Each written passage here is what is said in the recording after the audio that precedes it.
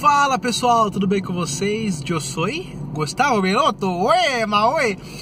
E eu tenho uma discussão aqui, uma pergunta basicamente que eu quero fazer pra vocês.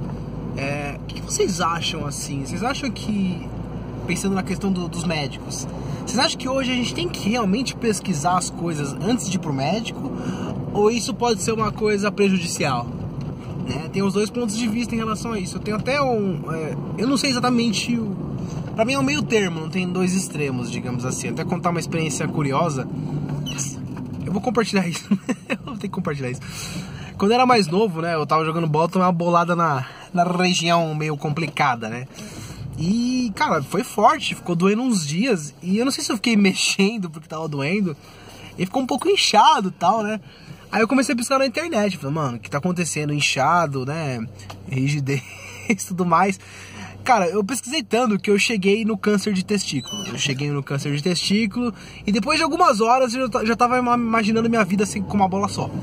Esse é o fato, porque eu tinha certeza que eu tinha câncer no testículo, eu tinha certeza que eu ia operar, eu ia tirar uma bola e viver com uma bola só. Fiquei imaginando como seria estética, fiquei pesquisando como é viver com um testículo só. E, cara, deu alguns dias, não era nada assim, mas com atenção de graça. Esse é um lado negativo de você pesquisar demais e ficar ansioso. Por outro lado, né, tem uma outra experiência, essa é um pouco menos humorística, tá um pouco mais séria, digamos assim. Eu tenho uma filha de 2 anos, a Larinha, e a gente, quando teve a filha, a gente procurou procurar pediatras, né? A gente chegou num pediatra na nossa cidade, e nós somos pessoas curiosas, a gente pesquisa bastante. Eu já falei em outro vídeo sobre isso, que acho que é uma responsabilidade do pai você pesquisar, com tanta informação que você tem hoje. Mas enfim, a gente tinha algumas bagagens, não que a gente é expert, nem de longe debater com uma pessoa especialista no assunto, mas você não pode menosprezar seu conhecimento também, tá? Lógico, dependendo de onde você lê essa informação, onde você consome esse conteúdo.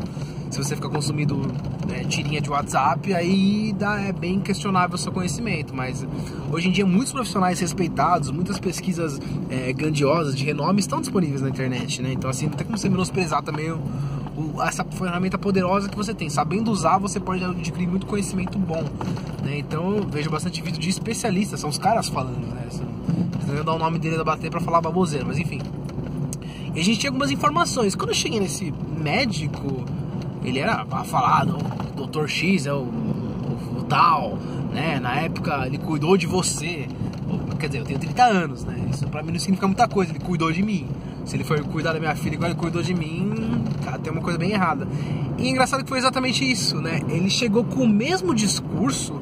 Eu não conheci, não lembro do discurso que ele falou na época, mas assim, falando, ele tinha um discurso tão pronto em relação sobre o que é a maternidade, a paternidade. A gente chegou no começo super bem, ai, tudo bem, que bacana que vocês estão aqui. Aí a gente ia perguntar alguma coisa, não, só um momento.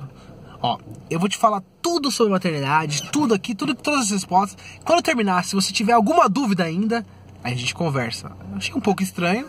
E ele começou a vomitar o texto dele pronto, né? Porque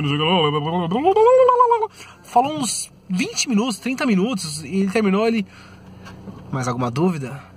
Eu falei, sim, todas, tipo, porque, cara, eu tenho N dúvidas. Hoje eu não sei que tipo de público pensei, né? Que você tá acostumado a lidar, mas eu queria N perguntas específicas e eu esperava que ele podia me dar essa informação. Só que ele ficou um pouco chocado com isso. Até ele encarou, eu vou falar um pouco mais sobre essa questão. E parece que ele encarou até como uma afronta. Como você tá questionando alguma coisa? Que eu já te dei as explicações. Eu sou, sabe, eu senti esse ar. E eu não me senti nada acolhido em relação a isso, no sentido de perguntar. Eu não me senti assistido, no sentido de sentir que a pessoa sabia o que tava falando, sabe? A partir de certo momento eu comecei a perguntar algumas coisas mais novas. Eu comecei a sentir que o cara tá... isso aí, falando pra acabar logo o tempo. Isso foi horrível. E vamos lá, eu tô falando da questão do médico, mas isso é pra qualquer profissão, tá? Eu trabalho com TI. Se eu fosse, o que eu senti desse profissional, que ele se especializou há 1900 e bolinha e vive desse título, assim, no ponto de, eu me formei, eu sou foda, eu vou dar as mesmas recomendações que eu dava naquela época. Isso é um absurdo, é uma negligência, ainda mais quando você fala questão de saúde, pra mim é muito grave. Eu coloco no meu ponto de vista, eu sou de TI, que nem eu falei. Se eu tivesse o mesmo pensamento, os mesmos conhecimentos que eu tinha na época que eu me formei, cara, eu tava ferrado hoje. muita coisa se aplica, lógico, tem tudo também, mas mudou muita coisa, cara, mudou muita coisa mesmo. Faz acho que 8 anos aí que eu me formei, cara, mudou muita coisa, ainda mais tecnologia. Imagina em saúde também, sabe, 2 áreas que são muito rápidas. Então eu senti isso, que o cara tinha aquela bagagem, aquele título e vivia disso. Isso é muito perigoso, tá? E por isso que eu falo, por esse ponto de vista, eu acho importante você ter esse poder de argumentação. Lógico que você tem que tomar cuidado com um pouco como você vai falar para não soar arrogante. Você tem que saber sua limitação, ter a humildade de saber que você, às vezes, tem um conhecimento até mais um pouco superficial. Mas assim, a partir do momento que o profissional te dá, discorda de você, você tenta argumentar alguma coisa e ele te convence com argumentos, ele te fala, é diferente, sabe? Hoje a profissional que a gente vai, até eu falar o nome dela, que fala coisas positivas, a gente pode, né? Tatiana Ciarini. É uma profissional que ela tá antenada nas coisas que estão acontecendo. Então, às vezes, eu sou antenado, cara, eu leio bastante coisa, mas minha esposa é mais ainda. Às vezes ela chega com umas questionamentos, Tati, não sei o que lá, Tati. Carol, calma. Isso, ela sabe o que você tá falando. Isso que você não sabe, tem a humildade de falar, isso realmente eu não tinha visto essa questão, vou dar uma olhada. Porque é assim, sabe? Não é tudo, ela tem o dia a dia dela, tem N coisas que ela conhece. Então, de repente, um ponto específico, ela não soube, é uma coisa. E é normal isso. Ter essa humildade é importante. É muito melhor do que falar baboseira pra não dar o braço a torcer, sabe? Dizer, não, como eu, médico, não vou saber. Ou como eu, de TI, programador. Cara, outro dia eu cheguei pra conversar com um amigo meu do almoxarifado, o Rodrigo.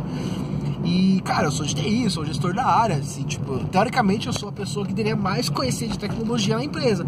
Ele me falou uma coisa, eu conecto aqui no banco de dados com o meu Excel, eu falei, caralho, velho, não sabia que dava pra fazer isso. Totalmente normal, uma troca de informação extremamente saudável, do mesmo modo que de repente eu posso ler uma coisa esporádica em relação ao almoxarifado, logística, falar pra ele pode não saber. E qual que é o problema disso, sabe? Então, isso que eu senti um pouco nessa questão. Então eu acho que a gente tem que ter um pouco embasado das coisas, até porque a gente tem muita informação hoje, tá? Não dá pra ficar ouvindo qualquer baboseira, engolir goela abaixo. Mas também tem que mencionar um pouco a questão da ansiedade. Às vezes, a certo ponto, você começa a ler tanta coisa e você fica ansioso. Então, esse meio termo eu acho saudável, tá? Não defendo nem tanto um, nem tanto o outro. Essas duas experiências foram 2 extremos aí, mas a que me marcou mais foi a questão do médico mesmo, porque, cara, até outra coisa pessoal que aconteceu em relação a isso, né? A gente ficou um tempo, né? Não foi uma pessoa que, não gostei, vou sair, não. A gente tentou insistir nesse profissional e, cara, no começo da maternidade você tá meio perdido, tem N coisas que você não sabe. E esse exemplo é legal que tem os 2 extremos, são as 2 coisas, né? Cara, tinha um momento que minha filha tava chorando muita noite, eu não sabia o que fazer. Aí tem um momento que eu virei meio rápido pra pegar alguma coisa e eu senti que naquela época que o pescocinho da criança tá meio mole, parece tipo um Playmobil assim, parece um bonequinho do posto. E eu senti que mexeu meio rápido. Ai caramba, o que eu fiz? Aí eu comecei a pensar na internet, aí foi efeito contrário. Eu comecei a pesquisar e cheguei na síndrome do bebê sacudido. Não sei se vocês já ouviram falar. É um acontecimento que pode ocorrer, né? Principalmente. E é engraçado, quando você tá meio neurótico, parece que tudo conspira pra parecer aquilo, né? Então, só explicando o que é essa síndrome, é quando você balança o bebê, assim, de forma um pouco brusca, pode fazer uma lesão, eu não lembro exatamente aonde, na questão cervical, eu acho que é isso, e pode gerar sequelas neurológicas, enfim, e tal. Aí eu comecei a ler isso, eu falei, não, já ferrou, eu deixei minha filha louca. Eu fiquei desesperado, cara.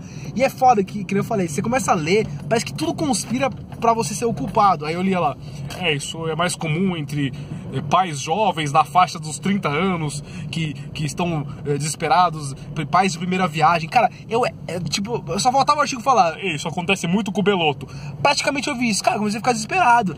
E assim, E por outro lado, aí eu cheguei no profissional desesperado, chorando, cara, batendo desespero, é foda, não sei, é histeria, não tinha nada a ver, né, minha filha tá super bem, mas aí eu, cara, desesperei, eu cheguei no profissional, porque não sei o que lá, o cara teve uma displicência, posso dizer assim, de atender isso, porque era uma coisa que ele não conhecia, tá? Uma coisa que na época dele não se falava sobre isso, esse síndrome do bebê sacudido. Não que não existia, acontecia muito e as pessoas não sabiam o que eram, tá? Hoje tem o nome e sabem a causa, tá? De repente um tratamento, né? Essa que é a diferença.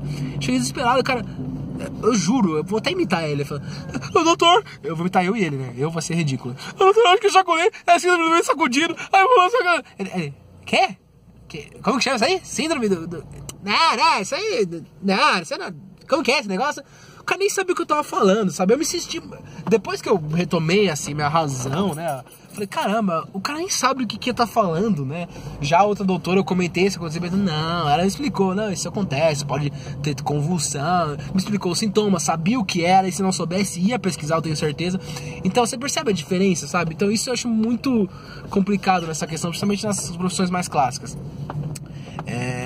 Aí eu tava desesperada e o cúmulo, eu voltei, eu saí da consulta e eu ainda tava, ô doutor, posso conversar com você mais um pouco? Não, depois você me liga. Foi uma coisa tão distante que eu falei, Jesus, cara, que bosta, né? Então assim, isso que eu pensando, então eu acho que a gente tem que sim ir embasado pra não cair nesse tipo de coisa e ficar à mercê de repente um profissional acomodado que não se atualiza e pode falar uma bosta e você prejudicar uma coisa tão importante que nem a criação de uma pessoa, no meu caso, né? Então é isso, pessoal, eu acho que... E queria saber o ponto de vista de vocês, se vocês têm algum caso desse tipo, de alguma pessoa que fez esse tipo de atitude, ou coisa assim, algum acontecimento médico, seja engraçado, seja sério, que tenha acontecido com vocês, acho que vale importante a gente falar.